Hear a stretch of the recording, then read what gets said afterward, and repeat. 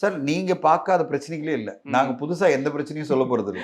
ஆமா. அதுல என்ன பண்ண முடியும்? இப்போ ஃபார் எக்ஸாம்பிள் ஒரு அடிஷனல் காட்சிக்கு வந்து இவ்வளவு பெரிய பிரச்சனை ஏன் வரணும்? அரசாங்கத்துக்கிட்ட இருந்து. இது ஏன் வந்து நார்மா வச்சிருக்க கூடாது? 5 காட்சிகள்ன்றது நார்மா 9 மணில இருந்து 2 மணி வரையும் 5 காட்சிகள் பாசிபிள்னா ஒரு சிங்கிள் தியேட்டர் பண்ணிக்கலாம்ல. அப்படின்ற மாதிரி. பைரசி என்பது எந்த அளவு ஒரு பெரிய தாக்கத்தை ஏற்படுத்தியிருக்குன்னு உங்க படத்திலே பார்த்துட்டோம். அப்ப அதுக்கு எதிராக ஒரு பெரிய மூவ்மெண்ட் பண்ணணும் அப்படின்ற மாதிரி. இப்படி எல்லாமே அவருக்கு எல்லாமே தெரியும். ஜனநாயகன் இஷ்யூ அவருக்கு நான் அப்படியே சொன்னோம். ஜனநாயகன் படத்துக்கு நடந்த நிகழ்வு இனிமே ஒரு படத்துக்கு நடக்கக்கூடாது அப்படின்னும் போது அவர் கேட்டுக்கிட்டார். அவர் சொன்னாரு இல்லையே பைரசிக்கு எதிராக தான் சைபர் செல் இருக்கேன்னாரு. இல்ல சார் எங்களுக்கு அது பத்தாது. எங்களுக்கு சினிமா துறைக்காக தனியா ஒரு சைபர் கிரைம் யூனிட் வேணும். அது வந்து ஒன்லி சினிமா துறைக்கு.